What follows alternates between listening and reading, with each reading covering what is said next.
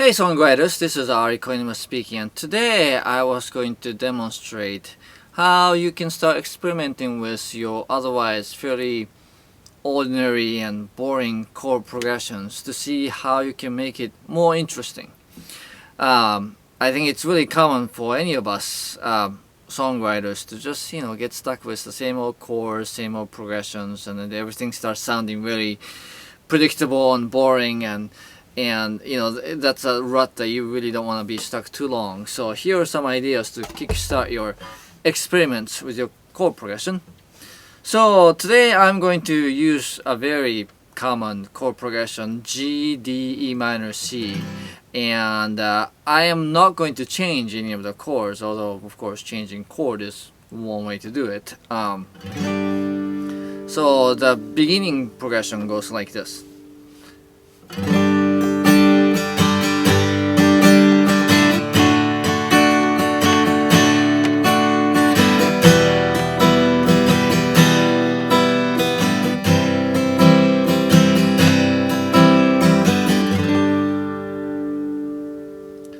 So, as you can see, that's a fairly boring progression. There's really nothing that holds your interest. It just sounds so familiar and so predictable that you just really don't feel anything that really catches your attention.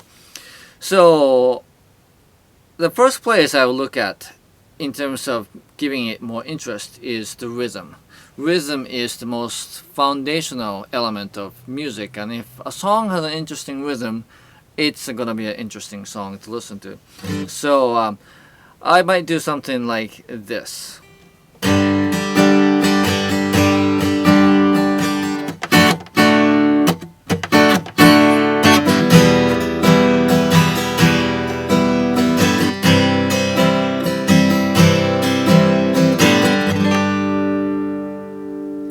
So in that case, I added a bit of a syncopation to the D chord, so it doesn't quite arrive on the downbeat of the measure. And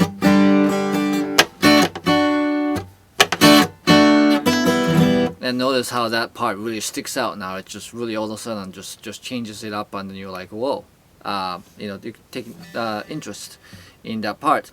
Now another thing you could do is to actually take one of the chords and then figure out what notes make up that chord and change them, but then change it in a way so that it actually resolves to the original proper note before you switch to the next chord. So the opening chord is G, right?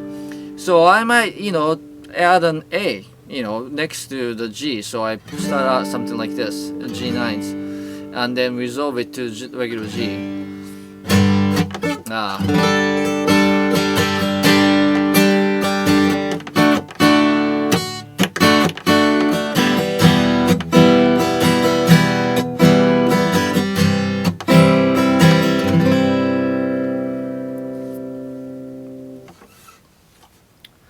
Alright, so the first half of the chord progression is starting to sound somewhat interesting. So another thing that I will look for is passing chords. So passing chords are not the main chords, but chords that you insert into two of the pillar chords that make up the progression. So it really doesn't fundamentally change the tonal character of the chord progression, but yet it's just a lot more interesting to listen to. There's a lot more activity. So an obvious place in this kind of progression, actually, if you go from G to E minor, that is a third apart, right? There's from between G to E in the key of G would be an F sharp, right? So then I might insert something like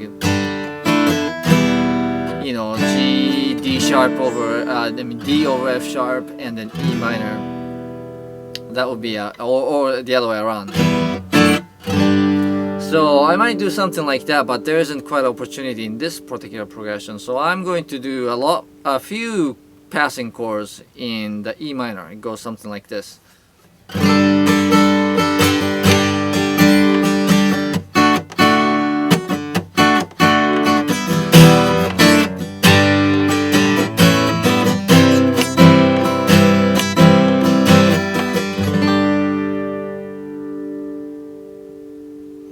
So in that case, I did like inserted quite a few passing chords from E minor going on the way to C. Between the E to C up to C, there are a lot of notes in there. So I inserted a few of them: E, D sharp, D over F sharp to G, and then A, and then finally to C.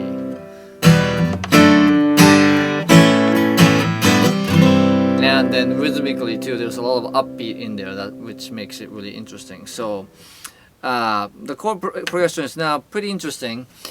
Now, one another twist that you can add to any chord progression is secondary dominant. Now, secondary dominant is kind of advanced, but it shows up in a good number of songs. It's basically a chord that is not really in the key, but it's meant to resolve to whatever the next chord is. So in this case, I might insert something that resolves to the E minor, so something like this.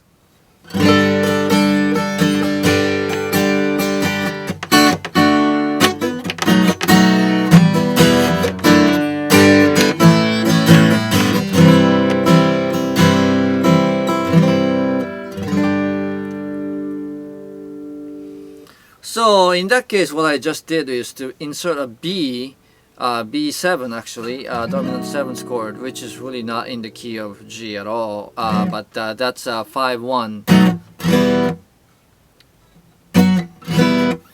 relationship to the E minor, which is the destination of the chord, and that sets up the E minor coming up. Now, that might be a bit on sort of busy side here. There is such a thing called too much interest or too many things crammed into a chord progression, so you might want to watch out for that. But as an example, that could work. And then finally, even more advanced move that I would throw out there is to actually change the meter. So 4/4 is the most common meter. Most of the music is written with 4 beats. What happens if you change that? It might sound something like this.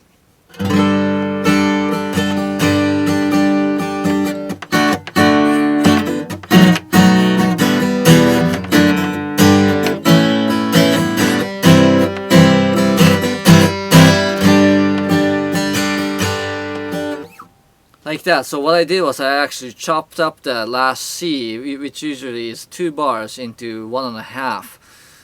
So the next chord progression arrives earlier than you expected, and that's always a kind of an interesting move. Now, if that sounds too jarring, don't worry. If you do it 4 times in a row, your audience will get used to it and then will just stick with you.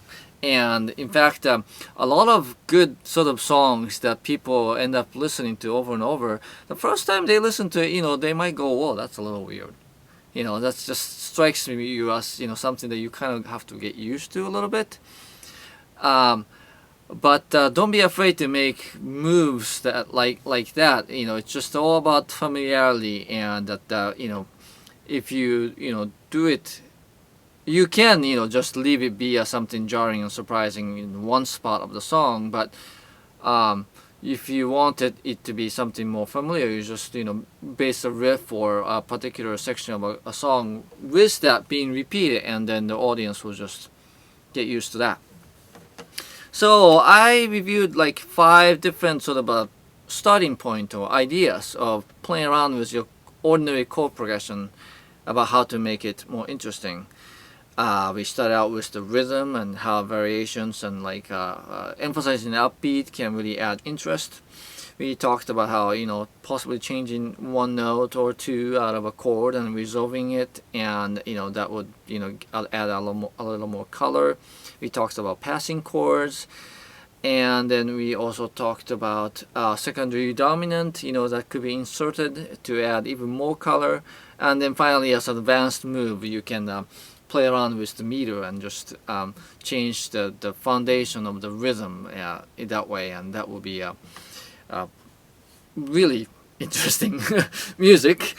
And that between those 5 ideas, I mean, you can use one and can really dramatically turn ordinary chord progression into something not so ordinary and more interesting to listen to. So you have a lot of ideas to play around with there. Anyway, thanks for watching. I'll see you next time.